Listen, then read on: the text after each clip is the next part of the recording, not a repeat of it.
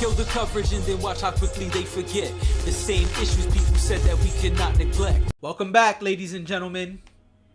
Welcome back. This is the Sexual Intellectual Podcast, and I am your host, JD, aka He Who Pods.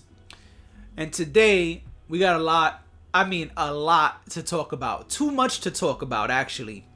But before we get into any of that, let's start with me. And if you can hear the music behind me, excuse me, I guess we'll see how it comes out when the recording and editing is done. But if you can hear the music behind me, I apologize. My cousins are having a party. And so, let's start with me. What's been going on with me before we get to all of the things that are going on that I would like to discuss. And so, for about a month, I had extreme issues with tech and equipment. And if you're seeing this, you probably realize this looks a lot different than it normally does. I've had to switch things up a bit. If you see me on some of my other podcasts, you can see that we've been switching things up there too a bit. The reason for that is I've been having issues. And unfortunately, a lot of the things I do revolve around tech and my equipment. And so when those things are on the fritz, it's hard for me to put things out. And so let me speak about the man behind the curtain. That's going to be a theme of this pod. And so let me pull the curtain back for y'all.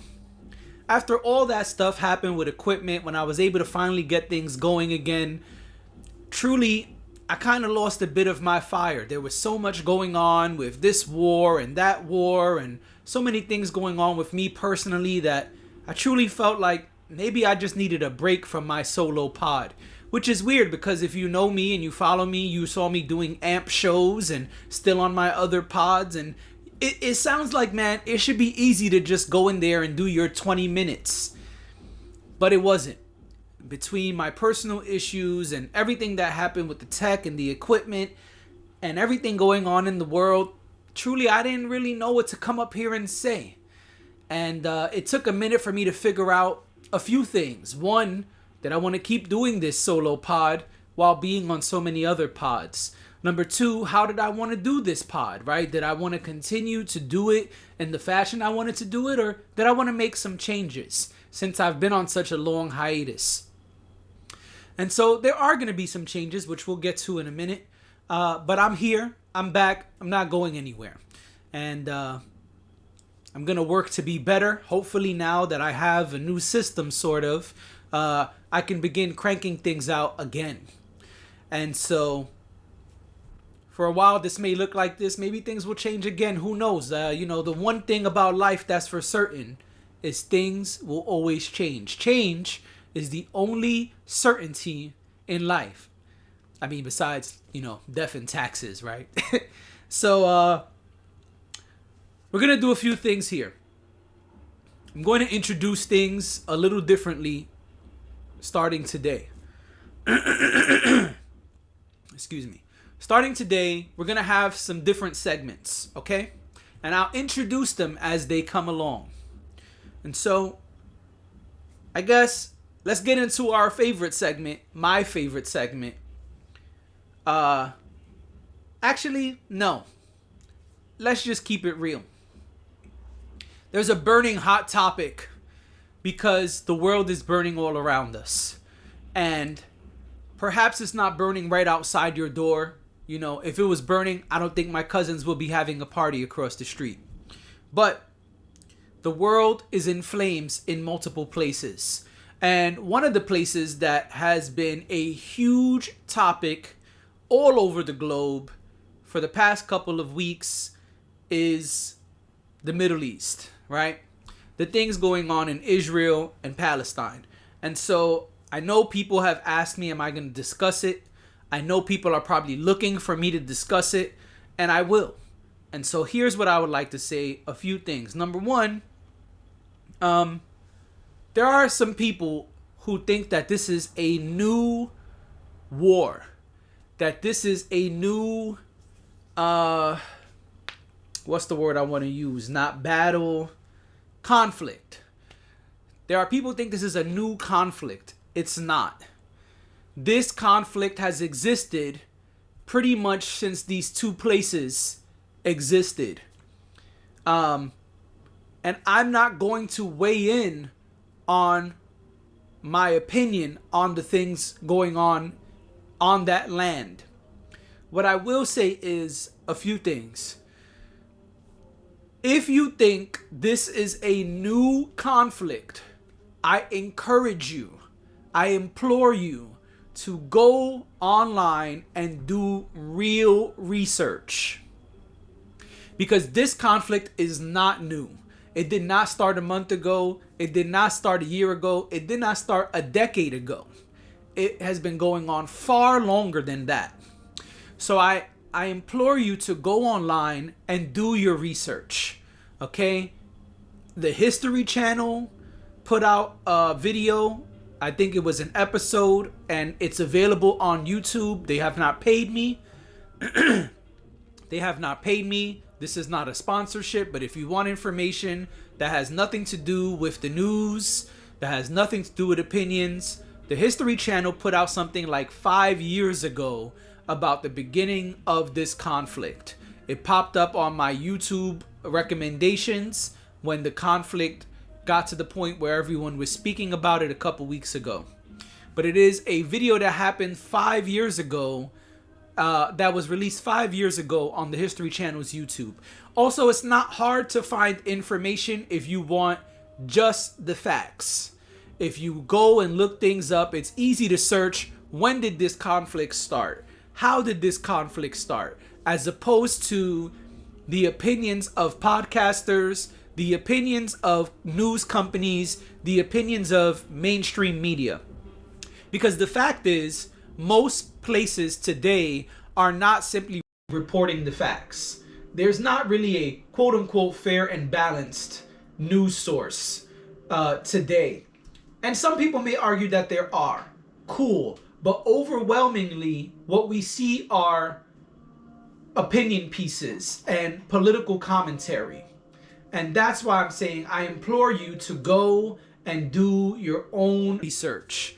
I implore you to go and find out things for yourself, because that way you will be able to have the information and not just opinions. I now would like to discuss some of the things that have been happening since we last potted, since we last saw each other. And shout out to y'all before I move forward. Shout out to y'all for being here with me, listening, viewing. I salute you. I appreciate you. There have been a lot of things going on since this mass media outrage has begun. And we've seen students get in trouble for protesting. We've seen universities demand list of students and graduates so they don't get hired. And we've seen Instagram. Instagram was flagging people who were reporting and posting about these things. They were even labeling them with domestic terrorism labels. And of course, blaming it on an accident and, all of this nonsense. We know that's not true.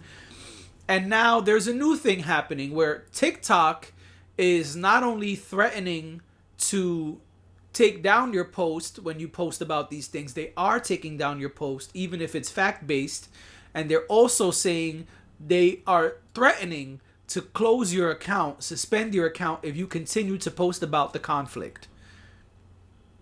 This is not okay. You see, when we begin to speak about the freedoms of expression, and you get to a point where people don't want you expressing the facts and reporting the news, this is a big red flag. And so there have been a lot of red flags that I have seen since this has begun. For a university to give out lists, for a university to suspend people, for huge organizations to say, hey, if you're protesting this at all, we refuse to hire you, those things are problematic.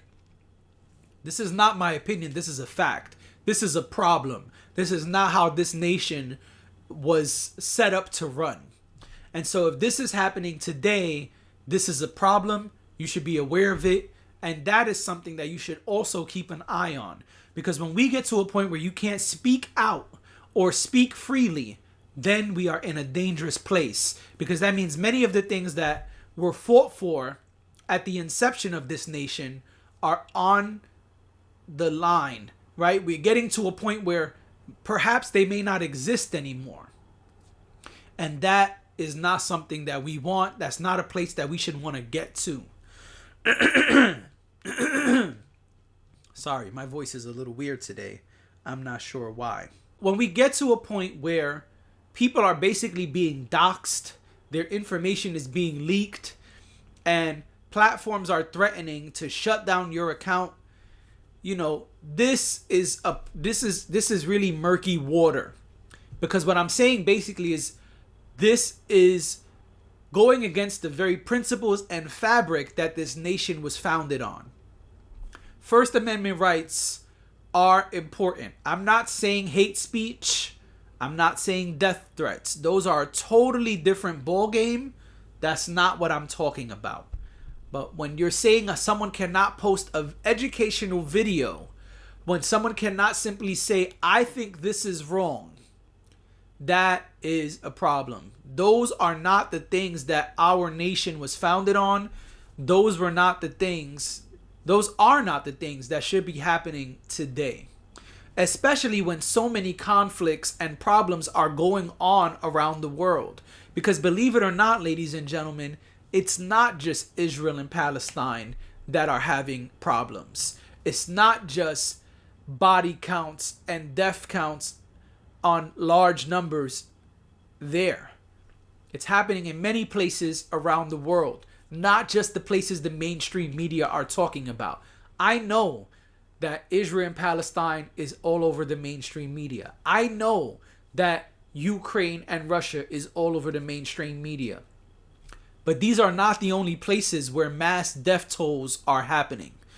And so what I'm saying is, because of these different conflicts going on around the world, people should be able to speak up about them.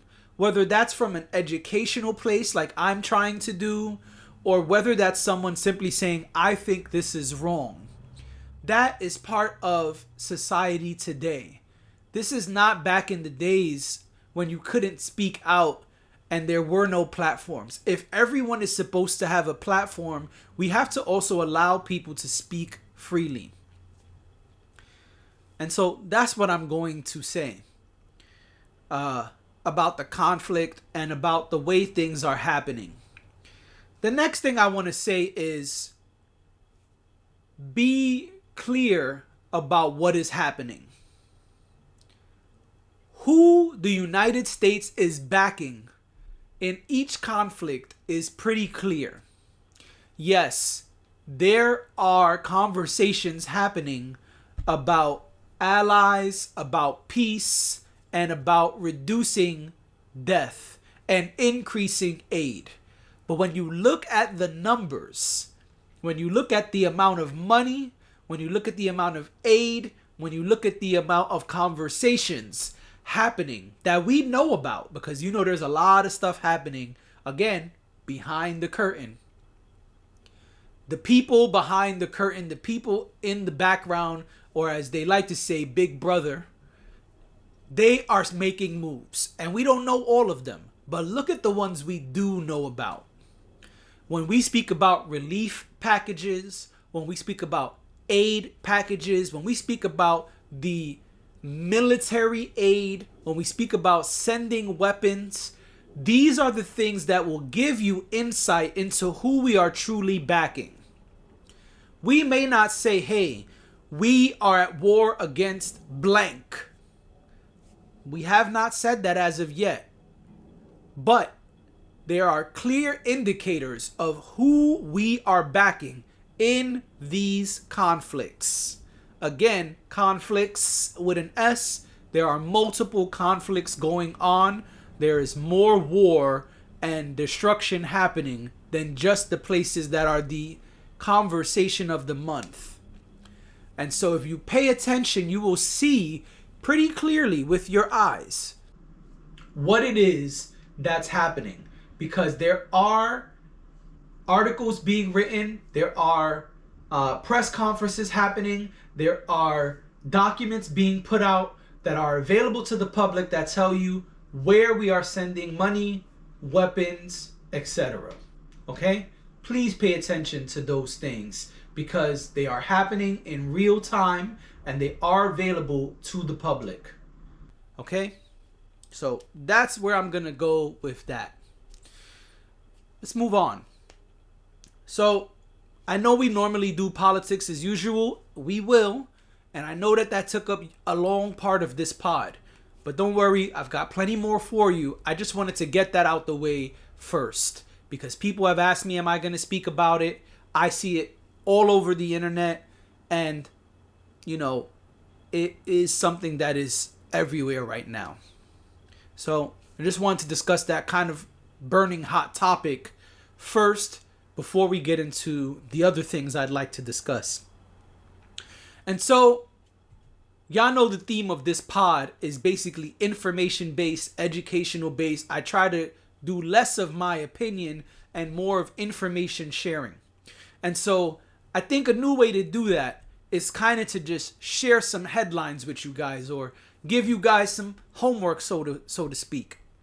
And so, a new segment I'd like to introduce. This is called the Quickies. Okay? Each of these topics are just going to be a quickie. Y'all know what I'm saying. Just like when you only got a few minutes before you leaving to work and you want to get some fun in. Or when the kid's about to come home because they're getting dropped off. He said, man, we only got a few more minutes. Let's get one more round in. A quickie, like the Miguel song. And so that's what we're going to get into. That's our new segment. Our new segment is called a quickie. And so today I've got a couple quickies for y'all. It's going to be a couple quick rounds, right? Kind of like the lightning round, if you will. And so I'm going to just read off some things and let y'all know what's going on. Some things you may want to look into. And so, really quick, you may have not have noticed, but the Threads app has had a huge rise from its start, its launch, and a huge fall back down. Some people are using Threads to do great things, but their numbers, which they boasted about in the beginning, went from really high and record-breaking and dwindled down to almost nothing at one point.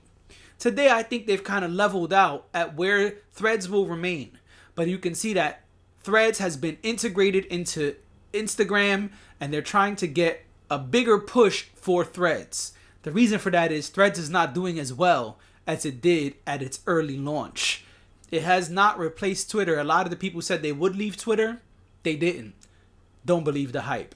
Let's move on to our next quickie. The next quickie is, there are a lot of things happening with stem cell research right now. I saw one thing about human embryos being developed through stem cells and trying to basically get rid of needing a human to create a human. I also saw something just this morning about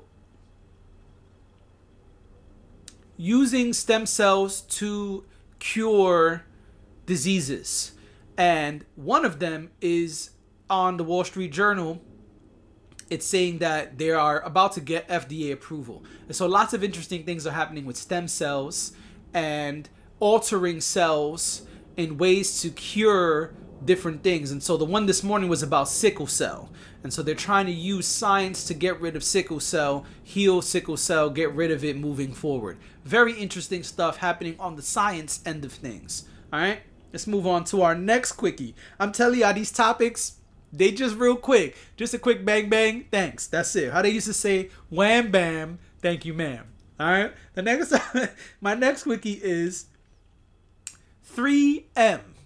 3M, we spoke about them months ago with the forever chemicals in the water and different things, but they have a lot of different lawsuits going on.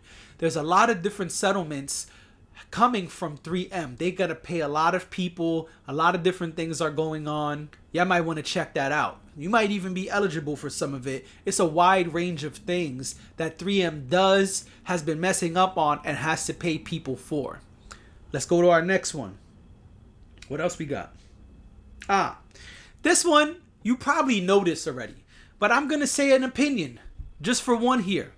You know, I don't know if you've noticed, it's hard not to notice, and I've discussed some of them on my other pods, but there are a ton of strikes going on this year.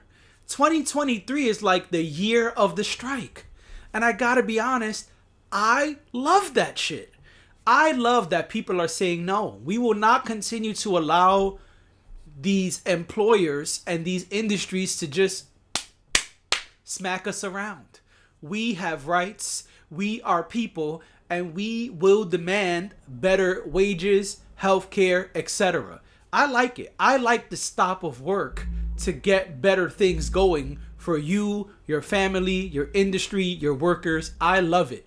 And so we've had a writer strike, an actor strike, well,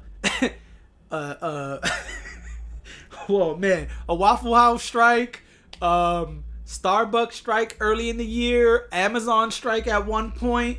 We all know about the auto industry. It looks like they're coming out on top right now.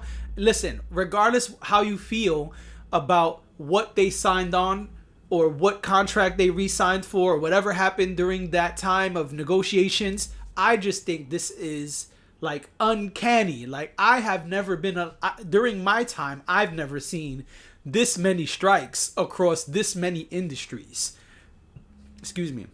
So this is super fly to me. I love people standing up for themselves, rebelling, and saying, hey, we the people need these things and should get these things.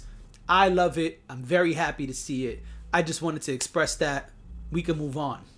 The next one is, and I think this is our last quickie. I'll check my list in a second. But a lot, and I mean a lot of politicians are in trouble right now.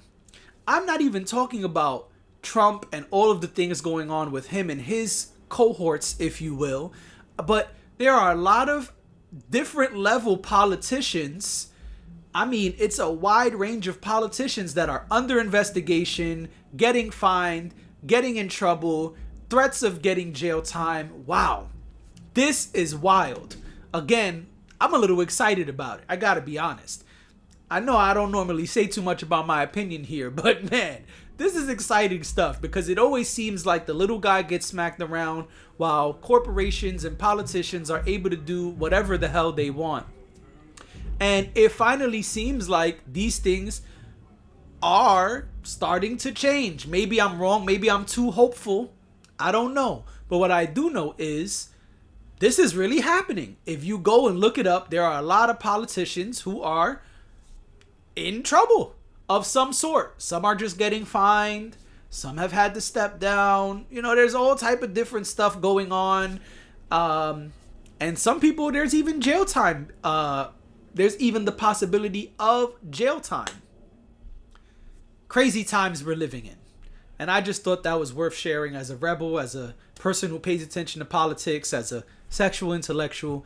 It excited me to see this. And I, even if it's not exciting to you, maybe somebody you enjoy, even maybe you have some of the same principles or you share the same thoughts. That's cool. But you have to be honest and say, man, they're paying attention. You know, and we often see that that's not what happens. We see people get away with all type of things, and so I think this is an interesting thing. Even if you don't like it, I think it's very interesting. All right, and that is the end of our quickie segment. We got a lot of quickies today because I haven't been able to pod for a while, so I wanted to give y'all a couple quick bites, if you will. And so now we can move on. We leave the quickie segment. Let's go to our term of the week. I always have internet terms that I like to discuss. I think we're going to start doing it on a weekly basis. And so this week's term of the week is imposter syndrome. Imposter syndrome is something that I see people use in videos. It's something that I hear people say very often. And it made me really think, what is this? Are people using it correctly? Do I know what it means? Do y'all know what it means? Are the people using it wrong? I don't know. So let's talk about it. Our term of the week is imposter syndrome. I like to read definitions, and that's what we're going to do. We're going to talk about the definition of imposter syndrome. And so imposter syndrome, according to the Oxford Dictionary, it says here, the persistent inability to believe that one's success is deserved or has been legitimately achieved as a result of one's own effort or skills. People suffering from imposter syndrome may be at increased risk of anxiety. All right. It says here, Harvard Business Review, they have an article that says, stop telling women they have imposter syndrome. And so in that article, they also have the definition of imposter syndrome. And so we're going to just look at a segment here that says examining imposter syndrome as we know it. Imposter syndrome is loosely defined as doubting your abilities and feeling like a fraud. It disproportionately affects high achieving people who find it difficult to accept their accomplishments. Many question whether they're deserving of accolades. Psychologists Pauline Rose Clance and Susan Imes developed the concept, originally termed imposter phenomenon, in their 1978 founded study, which focused on high-achieving women.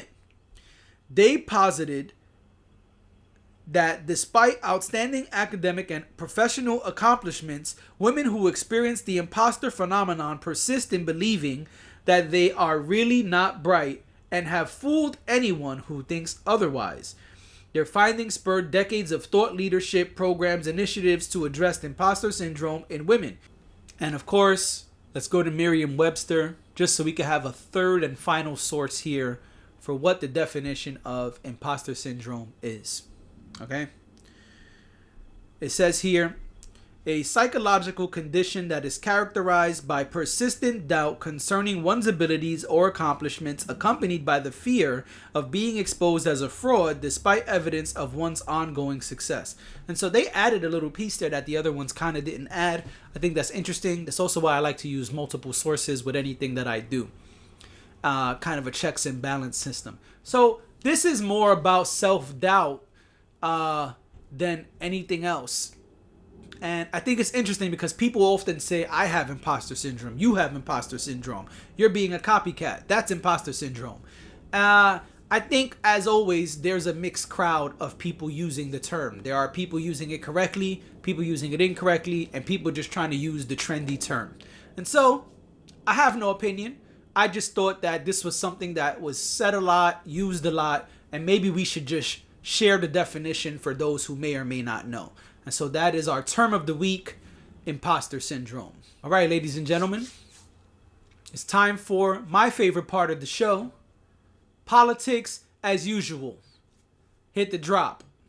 Politics as usual. There you go. Now, I don't normally use other people's social media stuff for what we do here. But there's someone who I think is awesome, someone who I follow, and someone who I find very informative. Their name is Under the Desk News. I found them on TikTok. I also follow them on Instagram. They are awesome at what they do. They are very informative, and we will play this clip from them. And so if you like what you hear, go follow Under the Desk News. There's a new Speaker of the House. This is Mike Johnson. He represents Louisiana. He's a Republican and a part of the Christian right faction of the party. Johnson is known for his support of a total federal abortion ban and the overturning of same-sex marriage. He once said that Roe v. Wade needed to be overturned because every American woman has a duty to produce one able-bodied worker. He also thinks that medical marijuana should be federally restricted and called it a gateway drug. He has extremely close ties to Christian fundamentalist groups like Focus on the Family and the Alliance Defending Freedom. In fact, he used to be an attorney and the media spokesperson for the Alliance Defending Freedom. Johnson does not believe in climate change. He does believe in conversion therapy. He supported Donald Trump's ban on Muslim immigrants. And in 2019 and 2020, he served on Trump's legal counsel for the Senate impeachment trials. He has actively campaigned against the day of anti-bullying and campaigned for students to have the ability to pray out loud in class as part of their First Amendment rights. He has never chaired a House committee and will be the least experienced Speaker of the House in over 140 years. He's also an Aquarius, for those of you who care. Shout out to Under the Desk News. I appreciate them for everything they do. And actually, I'm going to play another clip from them in just a moment. And so I just thought those were some really interesting facts that I did not know about the new House Speaker. We all know that he's a Republican. We all know that currently a lot of people coming from there have very old school conservative views. It's a theme we keep seeing. I am not weighing in on that. I just thought that information was worth sharing. A lot of times we see people take office and we see kind of this image of a person, right? We see the cool, calm, and, young Obama. We see,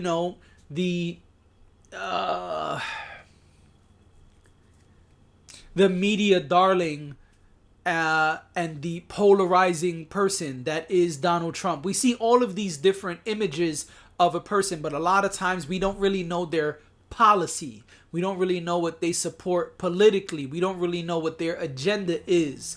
And so I think this is a constant problem we have in this, public scene, that the media kind of shows us this outward person, right? JD, but you don't, you know what you see on the pod, or what you see in public, or what you see in a music video, but you may not really know what this person stands for. What is it that they're supporting? What is it that they're helping push? What is it that they're fighting against? These things are not known to us in the public, and that's not what's given to us, right? That's not kind of the messaging that's put out.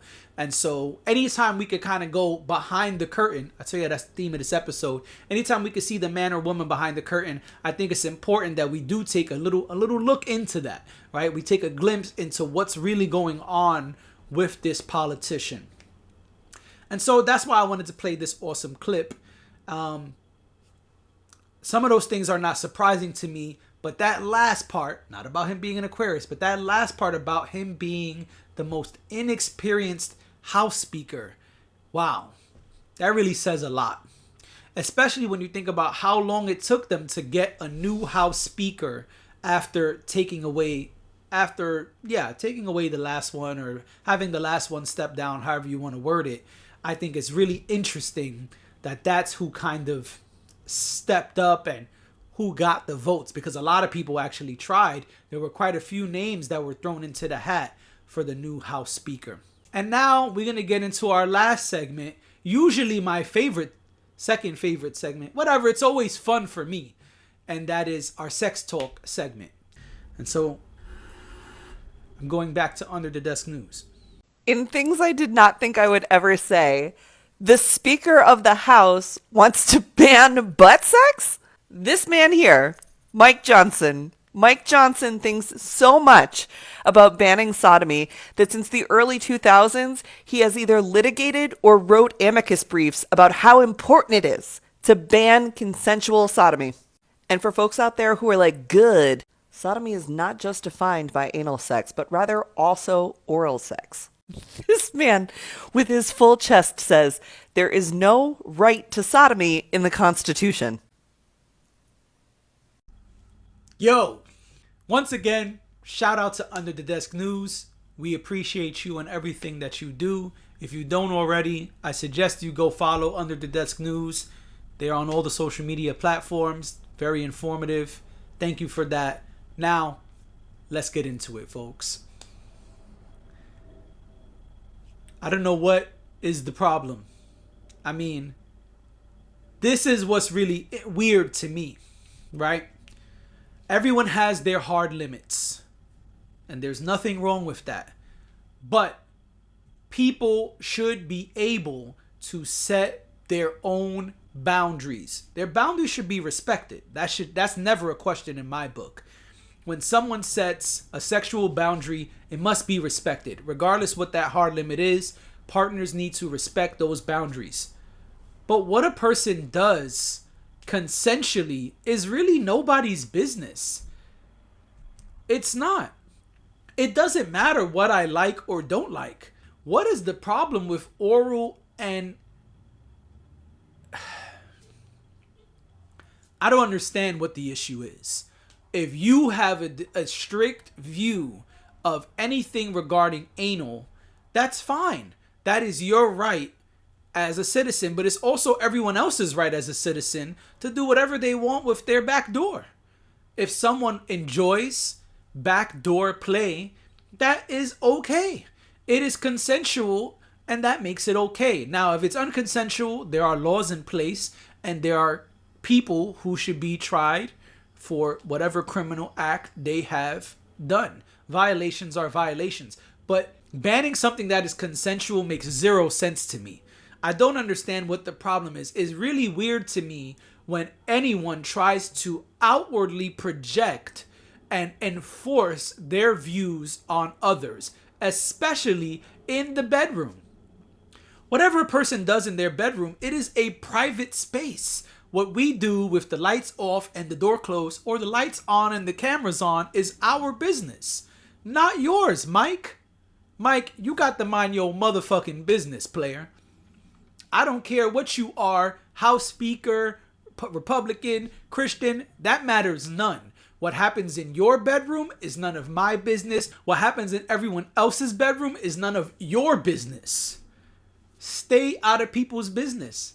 Backdoor play can be awesome, can be enjoyable for many people. Whether that is giving or receiving, that's up to them. Whether they do it at all or do it every day or never do it is up to them. It's not up to you, Mike. Mike, you gotta relax. I don't know what the problem is. Clearly you have a strict view, and that's okay. But trying to take away people's rights to do what feels good to them is wrong. That's not an opinion, that's a fact. Consent makes things okay. And as long as it's within the boundaries that are set, these things are all okay. And so, if you thought you had a bad view of people going down on people's back door, of people eating the groceries, as they like to say, if you thought that was bad, Mike has outdone us, folks. What you do is your business. You should enjoy things consensually, and politicians should stay the fuck out of our bedrooms. I'm JD. This is the Sexual Intellectual Podcast.